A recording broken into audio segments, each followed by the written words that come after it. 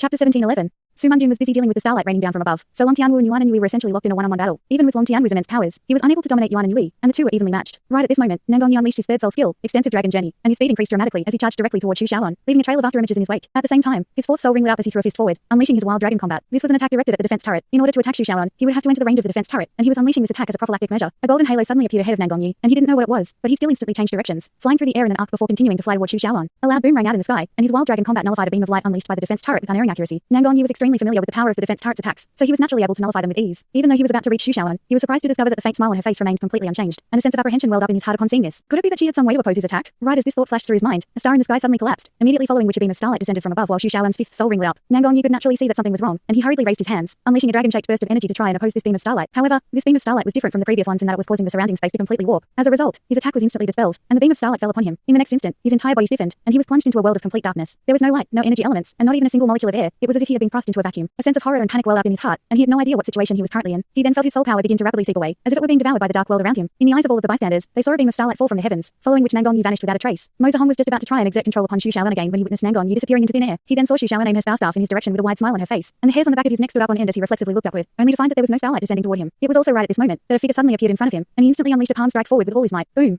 Nangong Yi let loose an agonized cry as he was sent flying by the palm strike, tumbling into the distance in a disoriented manner. Xu Xiaoan burst into laughter as she pointed her staff upward, and more beams of starlight descended over the entire battlefield. Only then did everyone realize that there were 9 soul rings around her. That's right, she was a titled Douluo. She had reached this level even before the lights of Yue's Hengyu and Shishi. On that day, it was a clear night and the sky was filled with dazzling stars. She was on the stargazing platform that Shrek Academy had constructed solely for her, and as she made her breakthrough to become a titled Douluo, her martial soul evolved once again into something very special. The Douluo title that Xu Xiaoan had given herself was very direct and concise, and she liked it a lot. Starry Sky. She was Starry Sky Douluo Xu Xiaoan. After that, Long Yeyu had examined all of her soul skills, and she couldn't help but praise Xu Xiaoan as the #1 control system soul master under the starry heavens. Everyone knew how powerful the leader of Shrek's 7 monsters, Tang Wolin, was, and they were aware of the might of Yuan and Yui's twin martial souls. Some even knew of the sharpness of the Star God Sword, the unpredictability of the space-time dragon, the sacrificial will of the Holy Angel, and the genius stuffed bun-wielding food system soulmaster. However, very few people knew that Shrek's 7 monsters also had such a formidable control system titled Douluo. In the past, Xu Xiaoan had always hidden behind her friends, but now, she was completely different. She was now someone who was able to connect all members of Shrek's 7 monsters into a single unified entity. On Shrek Academy's enrollment day, Xu Xiaoan still hadn't reached the titled Douluo level yet. However, she was one of the participants in that 7-on-7 match that never eventuated. After becoming the Starry Sky Douluo, her control had become completely unmatched, and she was able to control the transition of day and night at a whim. Her 5th soul skill was Star Dou Divine Light, and it was an extremely fearsome control system soul skill. It drew upon the power from the destruction of a star to instantly draw an opponent into a vacuum, where the opponent's energy would be sucked away in a world of complete darkness, following which Xu Xiaoan would be able to teleport them to any location she desired within a radius of 100 meters. That was why she had pointed her staff in Mozahong's direction. Even though Star Dou Divine Light was only her 5th soul skill, it was not an exaggeration to call it a godly skill among control system soul masters. This was because on top of its absolute nature, it was also able to completely disregard all defenses. The stars in the sky were formed by Xu Xiaoan's 7th soul skill, Dazzling Starry Sky Domain, and once the domain took shape, 108 stars would appear. Prior to all of the stars being destroyed, she would be able to use her Star Dou Divine Light over and over again, but a star would fall with each usage, which meant that she could unleash this soul skill as many as 108 times. Before these 108 stars were all used up, there was no way that anyone would be able to harm her. With the enhancements provided to her by her Dazzling Starry Sky Domain, as well her 3rd soul skill, Dazzling Starlight, and 5th soul skill, Star Dou Divine Light, she could control an entire battlefield. Even though it was only her and Yuan and Yui defending the starting point, she was not fearful in the slightest, and for the very first time, Starry Sky Douluo Xu Xiaoan was displaying what it meant to be the #1 control system soul master under the starry heavens. In that instant, Mozahong immediately realized that they had to take out Xu Xiaoan at all costs. Her powers were far too fearsome, and it was exactly because he was also a control system soul master that he was able to understand just how formidable she was. Such incredible control was completely unheard of, and if they couldn't eliminate her in a short time, then this battle was going to spiral out of their control. With that in mind, he instantly donned his battle armor and released his battle armor domain. A dull note rang out across the entire battlefield, and everything within the starting point seemed to become very sluggish. This was a note released by his domain, so there was no way for it to be cut off, even if his body would have fallen under Xu Xiaoan's control. At the same time, he sprang into action. His fingers flowed over the strings of his zither, releasing one note after another to shatter the beams of descending starlight one after another. In the distance, even the starlight falling upon Long Tianwu and Su Mungjin were being kept at bay by him. Chapter 1712.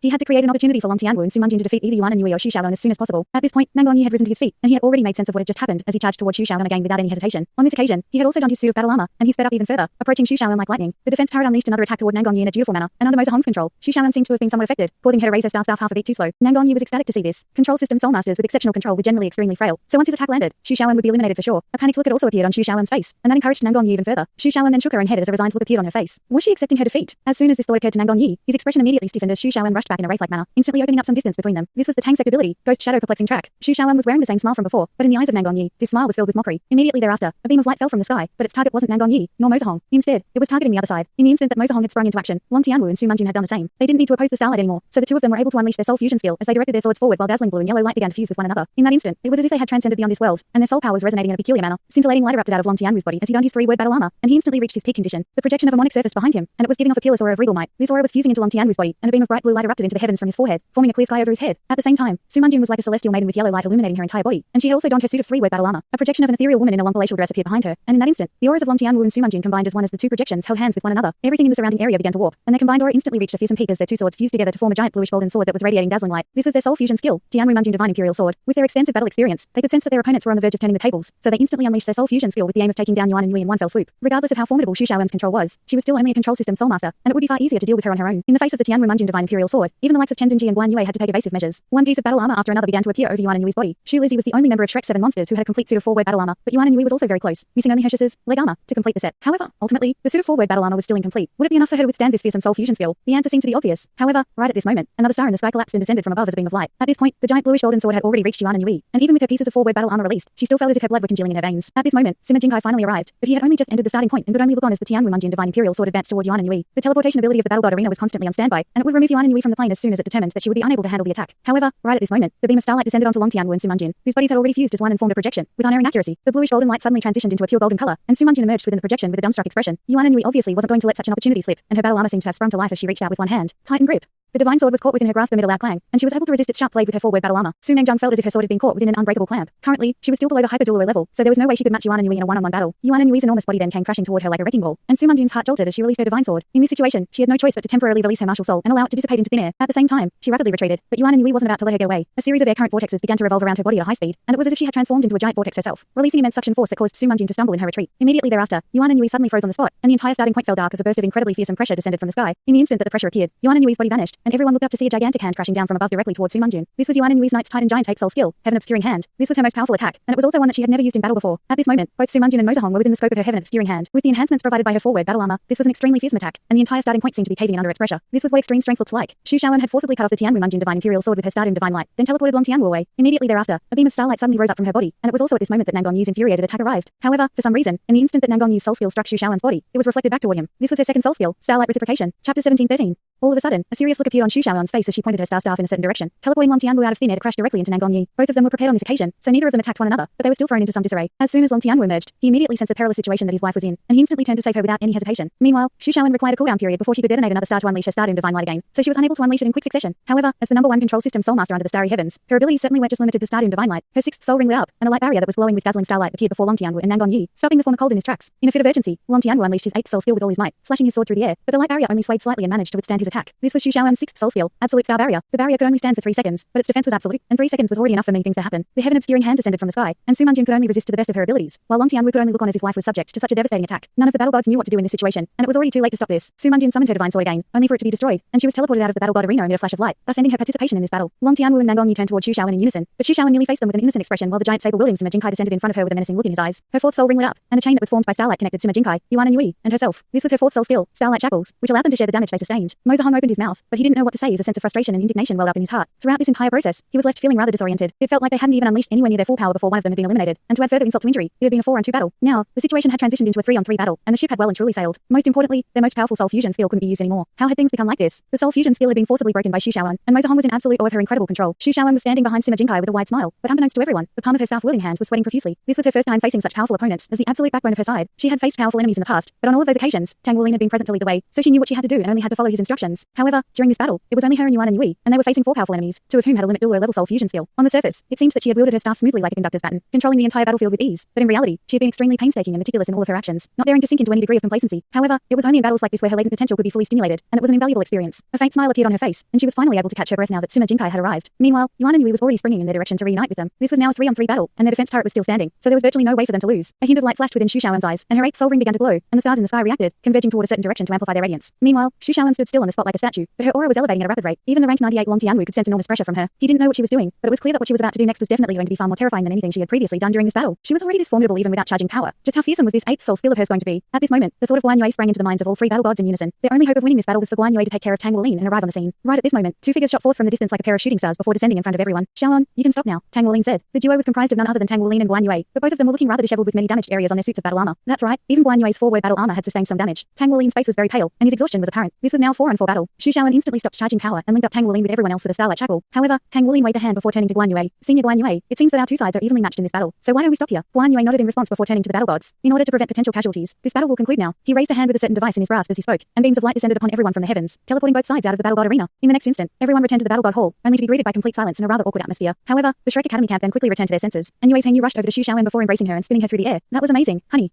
Yue's Hengyu was beaming from ear to ear. In reality, even he wasn't fully aware that Xu Shaoan's control had become so formidable. Hurry up and put me down. There are so many people watching. Xu Shaoan urged. Yue's Hengyu did as he was told, but he refused to let go of her hand. On the other side, Shishi had also arrived beside Yuan and Yui, and he reached out to hug her, but hesitated at the last moment. After that, he was grabbed around the shoulder and dragged over by Yuan and Yui. Looking at the delicate and amicable Xu Shaoan, a sense of grief welled up in Shishi's heart. Why was it that his relationship dynamic with Yuan and Yui was completely different? However, he then thought of Yuan and Yui's powerful titan giant ape martial soul and her heaven-obscuring calm, and he gulped nervously, displaying no discontent whatsoever. Chapter 17:14. The battle gods fanned out in a line behind Guan Yue, while Guan Yue was appraising Tang Wuling and his friends with a complex expression before heaving a faint sigh. From this day forth, this generation of Shrek's 7 monsters has truly matured. Tang Wuling nodded with a faint smile to acknowledge all of the battle gods. In the presence of so many people, it would be inappropriate to thank Guan Yue again for his guidance. The sparring matches are already over, and you've earned yourselves the right to advance further. We'll be taking you to the 16th level shortly, where trials other than a test of power will await you. Guan Yue said with a meaningful look in his eyes before making an inviting hand gesture. At this moment, the entire Shrek Academy camp was full of excitement. They knew that they had won. Even though the final battle had concluded as a tie, they had full confidence that they would have won had the battle played out to the very end. Aside from Tang Wuling, no one was aware of how powerful Guan Yue was, so everyone thought that they had won. This heralded the true resurgence of Shrek Academy. What was virtually the most powerful lineup that the battle god hall had to offer had been completely dominated by them, and they had given the battle gods a multitude of surprises, including Arihang's invincible Vajra body and Xu Shaoan's amazing control. Just as Guan Yue had said, from this moment forth, this generation of Shrek's 7 monsters had finally matured and reached the pinnacle of the Soulmaster world. It wasn't difficult to envision that Shrek Academy would be sure to enter an even more prosperous era once all of them attained complete suits of 4-word battle armor. The wall overhead parted to reveal a passageway, and Guan Yue led everyone into another space. Even up until now, the battle gods were still reeling and full of indignation, but they had to admit that their opponents were truly formidable. Ling Zichen had already awakened from her unconscious state, but she was rather quiet. Tang Wuling inquired about her condition through voice transmission, to which she had only replied that she was fine. There wasn't really anything Tang Wuling could say or do to console her. He knew that her defeat to Mozahong had to have dealt her a heavy blow, especially considering how proud an individual she was. However, this was also a good thing. After all, improvement always came off the back of setbacks. Thus, Tang Wuling made no effort to console her. There were more important matters to be taken care of at hand, and everything else could wait until they left the battle god hall. Guan Yue drew to a halt, and all of the battle gods stopped beside him. He then turned to Xi Mengshan and asked, Mengshan, will you be going with them or coming back for now? Xi Mengshan took a glance at Arihang and replied, I'll go with them. The expressions of the battle gods darkened slightly upon hearing this. It was clear that Xi Mengshan's heart had been completely captured. The battle god hall was a direct subsidiary organization to the federal parliament, so there weren't any strict restrictions and regulations. All battle gods had to accept summoning orders in the federation's times of need, but there were no restrictions preventing her from getting married. Some of the battle gods were very understanding toward Xi Mengshan. After all, it wasn't easy for someone like her to find a suitable spouse, and they were happy for her. Guan Yue nodded in response. All right, please get ready, everyone. We'll be sending you directly to the 16th level. Everything has already been prepared, and if you can pass through the final 3 levels, you will have conquered the battle god hall. As soon as his voice trailed off, Guan Yue pressed a button somewhere, and the ground fell away beneath the feet of Tang Wuling and his friends, instantly sending them plummeting downward. Everyone in the group had the ability to fly, but right at this moment, a burst of powerful suction force erupted from down below to forcibly drag them downward. Xu Shaoan was still in a state of excitement from the previous battle, and she immediately released her starlight shackles to connect everyone. Of course, Ling Zichen wasn't a soulmaster, and her mecha was unable to connect to the starlight shackles. Tang Wuling also reacted very quickly, using his mountain dragon king torso bone to control the surrounding gravity, while Yuan and Yui unleashed a few punches downward to slow their descent. At this point, the opening up above had already closed, and the surrounding area was plunged into darkness. Yue's Hengyu spread his wings, and holy light radiated from his body as he lit up everything like a miniature sun. As a result, everyone discovered that they were situated in a cave, and Tang Wuling couldn't help but think of the abyssal passageway as the walls of this cave were also engraved with all types of soul formations. The only difference was that there was tremendous suction force drawing them downward, and only after descending for close to 2 minutes did the suction force finally begin to subside. Under the illumination of Yue's Hengyu's holy light, everyone was able to see that there was a body of water down below. The sound of flowing water was already heard by everyone before they had reached the bottom, so they knew that this was not a still body of water. Tang Wuling turned to his friends, and Shishi volunteered himself. I'll go. I can swim. His body began to transition between illusion and reality as he spoke, and he plunged directly into the water. A starlight shackle was connected to his back to ensure his safety, while everyone else hovered above the surface of the water. At this point, the suction force had completely disappeared. It seemed that it was very likely going to be necessary to cross this underground river in order to reach the 16th level of the battle god hall. Judging from the speed and duration of our descent, we should already be below the mountain, and judging from the rate at which the water is flowing here, this underground river should be connected to a large river outside. If I'm not mistaken, there's a river called the Bright River that's formed by glacial water over at the western mountains, and it flows all the way into the sea in the southwestern direction. Ling Zichen analyzed, breaking her silence. As a scientist, she excelled in deriving conclusions from all types of data and observations. Shortly thereafter, Shishi emerged from the water with a splash and quickly shook off the water on his body. There's a very long river down there. I swam for over a kilometer, and there was still no end in sight. That's the maximal length of the starlight shackle, and I returned because I was worried that you'd be concerned. From what I could see, there doesn't seem to be any danger in this underground river, and I didn't spot any signs of soul beasts either. It's just that I don't know how long it would take to swim to the exit. Tang Wuling asked, are there any divergent paths or crossroads down there? Shishi shook his head in response. I couldn't see any. From what I could see, this is an underground river that stretches straight into the distance. The only issue is breathing. All of us are able to self-circulate, but that'll most likely only give us around half an hour. Arihang suggested, I can go take a look. I can remain underwater for at least 2 to 3 hours without having to breathe. Xi Mengshan suddenly tugged on his hand upon hearing this, and he turned to look at her. No one had asked Xi Mengshan about what trials lay ahead. After all, Xi Mengshan was a battle god, and they would be placing her in a very difficult situation by grilling her about the trials that the battle god hall had prepared. Thus, they were all acting on their judgment alone. Chapter 17:15.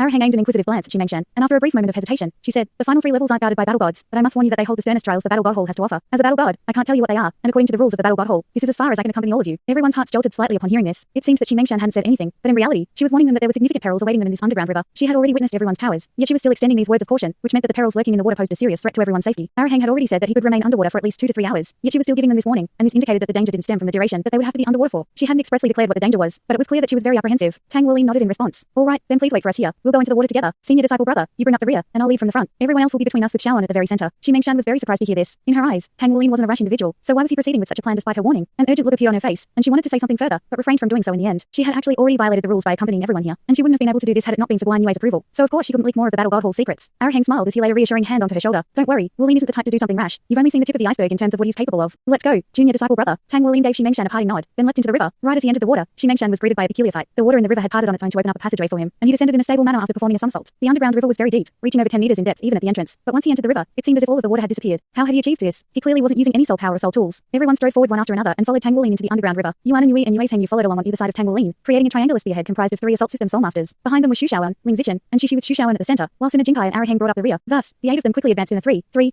formation, and much to everyone's surprise, not a single drop of water could reach within 5 meters of Tang Wuling. It was as if the water were intentionally avoiding him. As he advanced onward, this area that was devoid of water would follow him. As such, they were able to advance on foot along the riverbed, which was riddled with uneven stones, thereby allowing for very stable and fast progress. Furthermore, the air within this space with a radius of 5 meters was enough for everyone to breathe for a very long time. Xi had roughly guessed that something like this would happen, but everyone else was astonished, especially the other members of Shrek's 7 monsters. They had been with Tang Wuling for a very long time, and they had thought that they already knew him extremely well, but they had never seen him display such an ability. Tang Wuling didn't make any explanations as he raised his right hand to summon his golden dragon spear, then advanced forward at a speed roughly equivalent to a normal person's sprint. Yue Zhengyu extended his right hand forward, releasing a beam of light to illuminate the river up ahead. Due to the fact that they were in an underground river, his holy light was refracted in very interesting ways by the water, presenting a strange and abstract underwater world. After some time had passed, Xi said, "This is the farthest point I reached, so I don't know what the situation is like up ahead. Be careful, boss." Tang Wuling nodded in response and also slowed down slightly. At the same time, he released the full extent of his spiritual power into the distance. Why was the water in the river naturally avoiding him? That was naturally because he was the son of the sea god. Back in the sea, he had forced the united fleet to a complete standstill all on his own, thereby circumventing the war that was imminent at the time. As Ling Zichen had said, this underground river flowed into the bright river, which ultimately flowed into the sea. So in a sense, this underground river was connected to the sea. As the son of the sea god and the wielder of the sea god's trident, there was no way that this river would pose any threat to Tang Wuling. For the majority of people, the sensory range of their spiritual power would be greatly reduced in water, but it was the exact opposite for Tang Wuling, whose sensory range was amplified by several fold in the presence of bodies of water. Finally, after advancing for around another kilometer, Tang Wuling drew to a halt, and an enlightened look appeared on his face. I see.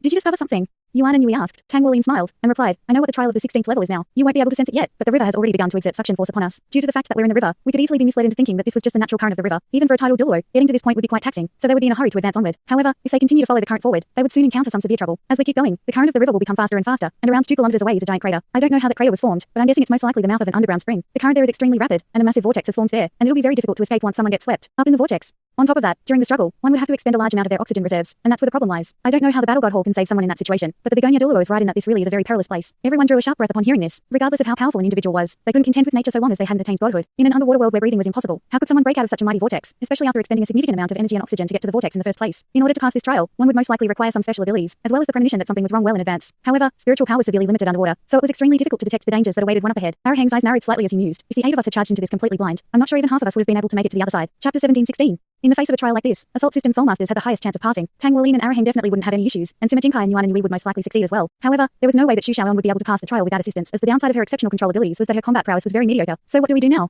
Xu Xiaoan asked. Tang Wuling smiled, and replied, there's nothing to worry about. Nothing is an obstacle for me underwater. Everyone, follow me. Having already ascertained the situation up ahead, Tang Wuling was a lot more relaxed and began to advance faster than before. Under the illumination of the holy light being released by Yue Zhengyu, everyone soon discovered that the current of the water around them was clearly growing stronger and stronger. Even the area that they were situated in, which was devoid of water, seemed to be traveling along with the current, and it would only stop when Tang Wuling did. All of a sudden, the visibility decreased in the distance up ahead, and they had reached the exit, but outside the exit was a massive underwater vortex. Everyone's expressions changed slightly as they sensed just how powerful the vortex was, and they could hear an incessant dull rumbling, which was created by the current crashing into the surrounding rock faces. What a terrifying vortex. Ling Zichen suddenly observed. It looks like this vortex is the source of the suction force acting upon this river. There's no way a phenomenon like this can be artificially created, so the Battle God Hall must have taken advantage of the natural setting. Make sure to not stray far away from me, Tang Wuling said as he released a series of blue silver emperor vines, which wound themselves around the bodies of his friends to ensure that they remained close to him. Immediately thereafter, a golden trident symbol lit up on his forehead, and he transferred his golden dragon spear into his left hand before summoning the golden trident in his right hand amid a flash of golden light. In the instant that the golden trident appeared, the entire area suddenly fell silent, and the aggressive current abruptly subsided. The violent vortex seemed to have also been influenced by this, and the speed of its rotation slowed drastically, as if it were pledging its subordination to Tang Wuling. Meanwhile, a layer of bluish golden light emanated from Tang Wuling's body, and he pointed his golden trident forward, upon which the water up ahead instantly parted. A staircase constructed from water that was leading upward appeared at his behest, and Tang Wuling led the way as he strode onto the staircase. Everyone else was stunned by this phenomenon, but they hurriedly followed along without any hesitation. Only after entering the vortex were they able to truly sense just how fearsome it was. The entire vortex had a diameter of over a kilometer, and there were no signs of life within it. However, despite the terrifying nature of this underwater world, the trident-wielding Tang Wuling was like its ruler. He strode up the staircase while continuing to give off bluish golden radiance, and all of the surrounding currents accompanied his advance as if they were revering their king. After walking up several hundred steps, the water up ahead finally parted, and the surrounding area brightened considerably as a path leading to the outside world appeared up ahead. Tang Wuling stowed his golden trident away, but the surrounding water remained parted while he and his friends emerged from the vortex. They rose up into the air before appraising their surroundings to find that there was a massive lake below them, but the entire lake was a terrifying funnel-shaped vortex. What was even more alarming was that the current at the center of the vortex was moving so quickly that it was causing the air to screech and howl. The wonders of nature were truly truly unfathomable. On the shore in the distance, there was a patch of flat ground, and it was also there that the only path out of the 16th level was situated. Everyone flew over and descended onto that area, and they couldn't help but heave a collective sigh of relief as they finally arrived on land. A giant inky black vortex was situated up ahead, and even though the majority of the group was comprised of titled Douluos, they still couldn't help but be fearful of such a fearsome natural phenomenon. As expected of the 16th level of Battle God Hall, it was certainly an unimaginably stern trial. Tang Wuling couldn't help but wonder what other trials were awaiting them up ahead. Instead of continuing onward right away, Tang Wuling sat down with his legs crossed, and everyone else also took a seat around him. All of them were somewhat taxed from their battles, so it would be wise to rest before continuing. The 16th level was already this perilous. What was going to await them on the 17th and 18th levels? Around half an hour later, everyone awakened from meditation in quick succession. There was only one path available to them, so it was clear that this was the way to the next level. They adopted the same formation as before, and Tang Wuling, Yuan and Yue Zhengyu led the way from the front as the group entered the passageway. The ground in the passageway was very flat and smooth, and there were clear signs of artificial digging. The surrounding area didn't appear to be abnormal in any way, and it seemed that this was just a natural underground passageway. However, the group was relying on Yue Zhengyu's holy light to illuminate the area. Otherwise, they would be shrouded in complete darkness. As they advanced, everyone could sense that the air temperature was steadily rising. Tang Wuling's eyes narrowed slightly upon detecting this. They had just faced a trial of water. Could it be that the next trial was one of fire? Light began to appear in the distance, and in the beginning, it was only a very faint red glimmer, but as the temperatures continued to rise, so did the brightness of this red light. Soon, the entire surrounding area was illuminated into a bright red color, and the temperatures were so high that everyone had to release their soul power to oppose it. Finally, they reached the end of the passageway, only to be stunned by what lay ahead. At the end of the passageway was a massive fiery red world, within which was a lake, but as opposed to water, it was filled with lava. The reddish golden lava was bubbling incessantly, and the air here was so hot that even breathing would become extremely difficult for the average person. What was even more terrifying was that the reddish golden lava seemed to be filled with some type of enormous energy that felt as if it were about to overflow at any moment. Due to the excessively high temperatures, the air above the lava lake was completely warped, thereby significantly impacting visibility. However, this was the conclusion of the passageway, so if they wanted to continue onward, it was clear that they would have to pass through this lava lake. To Tang Wuling, the most puzzling aspect about all of this was that the trial seemed to be too simple. Of course, the lava was of an extremely high temperature, but as long as they didn't bathe in it for long periods of time, it would pose no threat to soul masters of their caliber. Couldn't they just fly over it? There had to be some other type of danger present here, and the most lethal of perils were always concealed behind shrouds of mystery. They had no idea what they were going to face next, so Tang Wuling could only turn to Arahang. There's most likely more to this place than meets the eye. Senior disciple brother, we'll be counting on you. Chapter 17:17.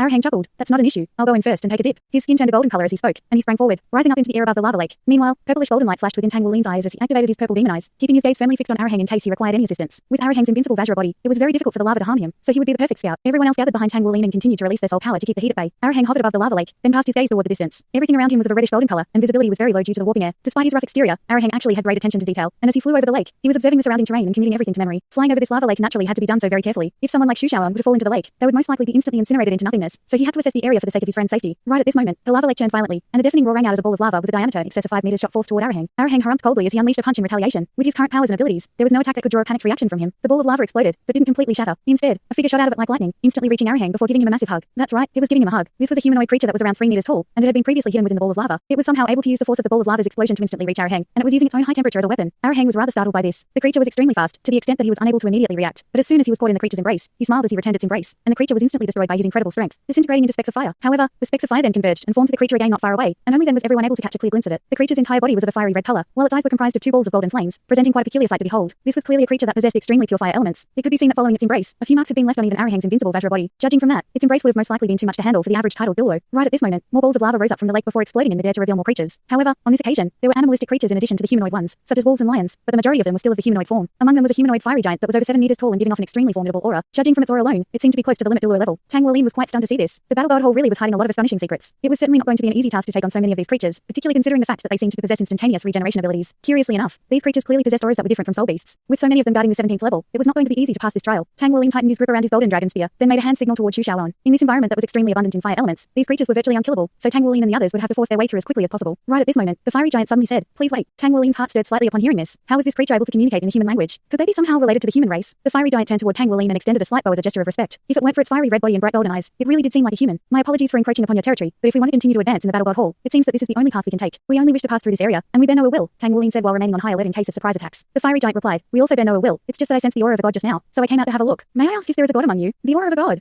Everyone reflexively turned toward Tang Wuling. His golden trident had to be the source of this godly aura. Tang Wuling replied, "Unfortunately, there are no gods among us. Perhaps the aura that you sensed came from this divine weapon of mine." He released his sea god's trident as he spoke, not just to demonstrate his point, but also to intimidate these creatures. As soon as the sea god's trident appeared in his grasp, the sound of crashing tide suddenly rang out, and a burst of refreshing coolness spread through the air, keeping the scorching heat at bay. The fiery giant shuddered upon seeing this, and it blurted out, "That's a transcendent divine weapon." Its voice had risen sharply by a few octaves, clearly indicating that it was very excited. A transcendent divine weapon. Tang Wuling didn't have much of a concept of the hierarchy of divine weapons. In reality, there were most likely very few beings on the entire Douluo continent who were aware of this. What exactly was a transcendent divine weapon? Tang Wuling was quite puzzled, but he didn't raise the question. Meanwhile, the fiery giant was so excited that it had almost broken into a dance. It immediately began to communicate with its brethren in a special language, and after a long while, it turned back to Tang Wuling. "Welcome, esteemed human. I didn't think that you would possess a transcendent divine weapon. Despite this, you're not a god, so that can only mean one thing. You must have the bloodline of a god. Otherwise, you wouldn't be able to use this weapon. I have a small request, and I was hoping that you would be willing to help me." Tang Wuling folded slightly upon hearing this. They were currently facing the problem of having to pass through this world of lava, so he naturally couldn't immediately refuse. "I'd be happy to listen to your request." The fiery giant was silent for a moment before continuing. "I'm not sure if this is something that you'll be able to achieve, but I have no intention of forcing you into anything, and you don't need to promise us anything, either. My only hope is that if you become a god in the future and reach the divine realm, please help us find the world that we belong to." A hint of intrigue appeared in Tang Wuling's eyes upon hearing this. "Are you saying you're not originally from the Douluo star?" Chapter 17:18.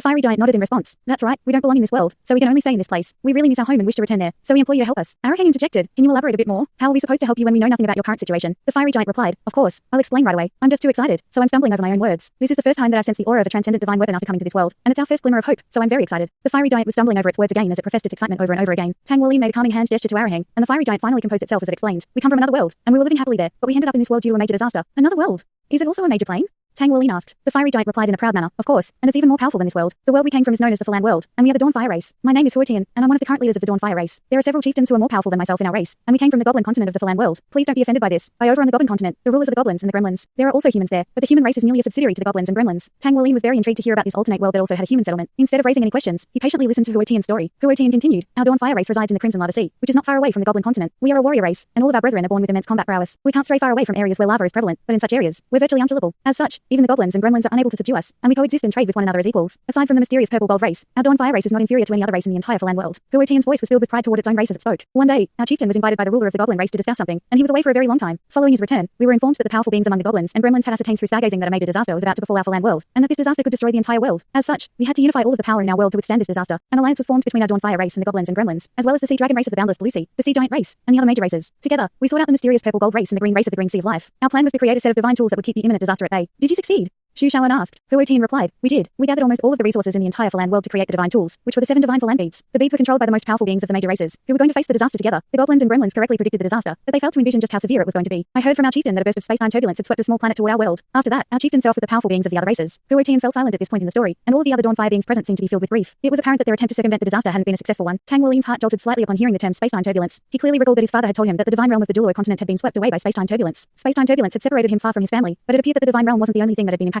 Huotian heaved a long sigh before continuing. The 7 divine Falan beads did manage to slow down that planet, but I can still recall the moment the impact took place. It was as if doomsday had arrived. The planet scattered the 7 divine Falan beads and descended onto our goblin continent, and it triggered a disaster that was more severe than anything our planet had ever seen. Tsunamis and earthquakes erupted all over the planet, and virtually half of our crimson lava sea disappeared in an instant. Our chieftain never returned, and I don't know what happened to him, but I can imagine that he most likely perished alongside the powerful beings of the other races. The goblin continent was shattered into many pieces by the collision, and the planet that crashed into ours also shattered to further exacerbate the disaster. It was also at this point that many spatial rifts began to appear, and countless living beings all over the entire Falan world perished as a result. Our branch just so happened to be engulfed by a spatial rift, and that's how we ended up here. Tang Wulin finally understood what had happened. These Dawn Fire beings were from another world, and it was impossible to judge from Huotian's description alone whether the Falan world was truly more powerful than the Douluo continent. But the auras of these Dawn Fire beings indicated that they had come from a world that was at least on par with the Douluo continent. When we first arrived, there were many more of us, but without a suitable habitat, a large number of our brethren perished. Finally, we found this habitable area, but this place is far too small compared to our crimson lava sea, so we're unable to further increase our population. Once it reaches a certain level, as there's not enough energy here to support us, we made an agreement with the humans here, thereby allowing us to reside in this place, which is the 17th level of the Battle God Hall, also known as the Fiery Lava Hell, and thus concludes my story. Tang Wulin couldn't help but be stunned after listening to Huotian's story. What a terrifying scene it would have been for a planet to have crashed into a major plane. Just the thought of it struck a sense of fear into his heart. If the Douluo star were to suffer a similar disaster in the future, would it be able to survive? There was no way to answer that question. A hint of sympathy toward these Dawn Fire beings welled up in Tang Wulin's heart, and he asked, how would you like us to help you? Chapter 17:19. Huotian replied, we really miss our home, and even though we don't know what remains of it, we're sure that even though the 7 divine Falan beads couldn't completely stop that planet, the Falan world definitely still exists. We want to return to our home, to the Crimson Lava Sea. You possess a transcendent divine weapon, so that means there's a very good chance that you'll become a god in the future, and if you do, you'll be able to travel through space as you please. Perhaps you'll discover our Falan world someday, and if that does happen, we implore you to contact our brethren there so they can find a way to bring us back. It is our greatest wish to return to our home, even if I won't live to see that day. I hope my brethren can return to the Falan world. All right, I can do that. If I become a god someday, I'll do my best to find the Falan world and inform your brethren of your situation. However, I have no idea whether I'll actually be able to become a god. Of course, that is my goal. Tang Wulin replied without any hesitation. He was not only going to search for the Falan world, but also to search for the Douluo continent's missing divine realm and his parents. Huotian seemed to heave a sigh of relief, and all of the Dawn Fire beings extended slight bows toward Tang Wulin in unison. All of a sudden, Huotian raised a hand, and a streak of red light was sent flying toward Tang Wulin. Tang Wulin caught the object and immediately felt a burst of heat in his palm. He looked down to find an octagonal ruby, within which golden liquid seemed to be flowing. This is a token of our race. If you really do find the Falan world, then please take this token to my brethren. They'll understand everything once they see it. All right. Tang Wulin carefully stowed the ruby away. Huotian continued, I'll also give you something as compensation. Tang Wulin couldn't help but ask, do you have that much trust in me? Even if I'm willing to help you, there's no guarantee that I'll be able to become a god. And even if I do become a god, I may not be able to find your home, so I can't accept any compensation from you. Huotian sighed, you are the greatest hope that we have. Also, us Dawn Fire beings possess golden flame eyes, so we can see directly into someone's heart, and I can tell that you're genuinely agreeing to help us. That alone is enough for you to be worthy of this gift, so please accept it. Huotian raised its hand again as it spoke, releasing a small flame on this occasion. As the flame flew toward Tang Wulin, the entire surrounding sea of lava seemed to suddenly dim slightly, as if it were pledging subordination to the flame. It was very difficult to describe the color of the flame. It was near transparent, and its color seemed to be constantly changing. The body of the flame was of a scorching white color, but there seemed to be 7 colors that were constantly transitioning within the flame. Tang Wulin reflexively opened his palm to allow the flame to land onto his hand, and he was immediately struck by a burst of stinging pain in his palm. He was then surprised to discover that the flame had branded itself onto the center of his right palm like a tattoo. This was a lotus flower with a white base, but it had 7 petals, each of which was a color of the rainbow. This is the bonded true flame of our Dawn Fire race, and only the nobility with the purest of bloodlines possess it. I was supposed to be the heir to the chieftain, but that's all in the past now. This is a part of my bonded true flame, and I'm giving it to you. If you find my brethren, you'll be able to further gain their trust by showing them this flame. In conjunction with the token that I gave you, the 2 will be enough for my brethren to figure out who I am. You can also release my bonded true flame by using the power of your world, and it has the ability to incinerate all things, but it'll be extremely taxing to use. The flame is known as the rainbow lotus flame, and even beings on par with great goblins wouldn't dare come into contact with it. I hope it can be of assistance distance to you. The stinging pain on Tang Wulin's hand had already faded, and if it weren't for the tattoo at the center of his palm, it would have been as if nothing had ever happened. However, he could clearly sense a peculiar type of energy within his palm. Thank you, I'll be sure to do my best, Tang Wulin said. Actions spoke louder than words, and Huo Tian could see into his heart anyway, so he didn't need to say anything further. Huo Tian waved a hand through the air, and its breath immediately parted around it while actively repressing the scorching heat within the area. Huo Tian then made an inviting hand gesture. Us Dawn Fire beings have very long lifespans. I hope to be able to receive some good news from you while I'm still alive. I share the same hope, Tang Wulin replied with a genuine nod. A meaningful look suddenly appeared in Huo Tian's eyes, and it said, indeed, you do. I can sense that you also have someone you need to find. Tang Wulin faltered slightly upon hearing this. Huo Tian really did seem to possess some type of special ability that allowed it to glean the inner world of others. Thus, everyone rose up into the air and still maintained their formation as they flew deeper into the sea of lava, even though they had already formed an agreement with the Dawn Fire beings. This was still a world of lava, and any lapse in judgment could result in life-threatening danger. Thus, the formation was carefully maintained, and Tang Wulin didn't even stow his golden trident away. As expected, if it hadn't been for these special circumstances, it would not have been an easy task to cross the 17th level of the Battle God Hall. The sea of lava wasn't very large, and after rounding a corner, they finally caught sight of a dark passageway in the distance. The passageway undoubtedly led to the 18th level, and it was very likely to be the place where eternal heaven was being stored. At this point, everyone's mood had changed slightly. In particular, Ling Zichen was brimming with excitement. There was no one more interested in Godslayer missiles than she was, and it was her greatest wish in life to be able to obtain or even witness this paramount masterpiece of soul technology. She had countless questions that she wished to seek answers for by studying eternal heaven. One had to realize that this Godslayer missile hadn't just been developed by one or two scientists. It had been created by the most brilliant scientists across several generations. If a scientist of her caliber could study eternal heaven, then perhaps she could derive some inspiration that would further her research, and that was what she desired the most. Everyone landed on the ground, and the sea god's trident had kept the heat at bay, so they were still in peak condition. Tang Wulin turned around and bade farewell to Huo Tian, then quickly led everyone into the passageway to the 18th level. Everyone had become quite nervous as an involuntary reaction. They were about to arrive at their destination, and even if they could find eternal heaven, it wouldn't be an easy task to take it out of the Battle God Hall. According to their plan, they were going to capture eternal heaven as quickly as possible after finding it, then use it as a threat to force the Battle God Hall into allowing them to leave. Chapter 1720.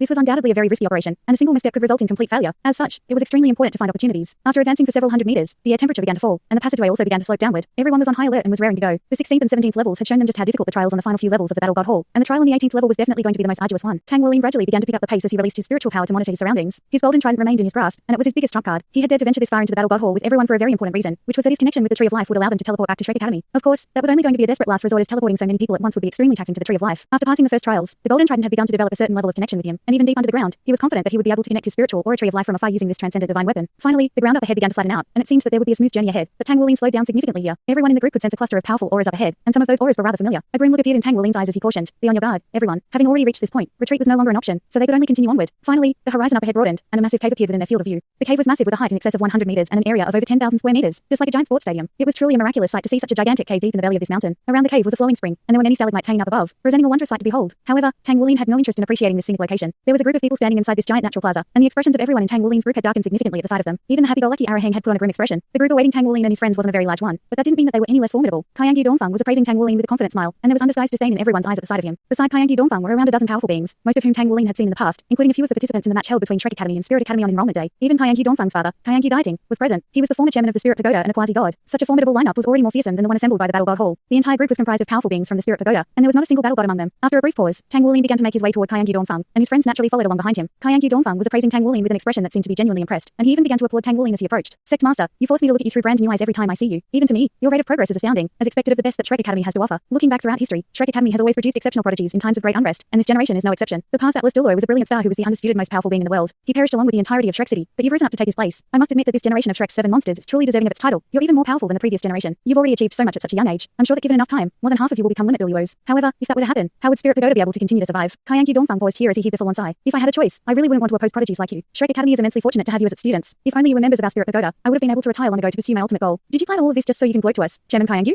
Tang Wulin asked in a cold voice. Kaiyangi Dongfang replied with a faint smile. "Of course not. I'm merely expressing my sincerity. If you're willing to renounce your identities as members of Shrek Academy and the Tang sect, and pledge your allegiance to our Spirit Pagoda, I'm willing to let bygones be bygones, make sure that you're given satisfactory compensation." Tang Wulin merely smiled and offered no response. Kaiyangi Dongfang sighed. "I knew it wouldn't be possible. Members of Shrek Academy have always been stubborn mules. It's a pity that your journey ends here. If Shrek Academy returns to its former glory, then our Spirit Pagoda will be crushed under its weight. Hence, I painstakingly set up all of this to lure you here." Tang Wulin asked, "How were you so certain that our seniors wouldn't accompany us? Did you bribe the Battle God Hall as well?" Kaiyangi Dongfang replied, "Of course. The Battle God Hall has a military background, and we share a common goal, so it was easy to convince them. As for your seniors, we've been constantly keeping them under close surveillance. If they had also come here, then we would have prepared an even more formidable lineup. However, they had to stay behind to guard the Tang sect and Shrek Academy. I originally thought that you would bring along 1 or 2 limit Douluo, which would have made our job a little harder, but it seems that you're very confident in yourselves. You've proven yourselves with your displays of power, but I must say, you're still too young. A young mind is a rash mind, and a rash mind tends to make mistakes. Unfortunately, some mistakes are irreversible. Isn't that right, Sex Master Tang?" Tang Wulin's eyes narrowed slightly upon hearing this. "How are you so sure that you'll be able to keep us here?" Kaiyangi Dongfang replied, "There is no path of retreat in the 18 levels of the Battle God Hall. This entire place is in complete lockdown, and you won't be able to escape unless you possess godly powers. Sex Master Tang, I'll give you one final chance. Without you and your friends, I'm sure that there's no way that Shrek Academy and the Tang sect will be able to make a resurgence. Death or surrender, it's your choice, but please consider wisely because the lives of your friends are also in your hands." Kaiyangi Daiting made his way toward Kaiyangi Dongfang and said, "All right, that's enough flirting from you. No one from Shrek Academy will ever surrender, so take them down, capture them and extract their soul spirits, then disable their martial souls and return them to Shrek Academy. I promised Jensenji that I wouldn't kill them. Thanks so much for watching this video. Don't forget to hit the like button and subscribe. Also leave a comment down below with suggestions on what novels to read.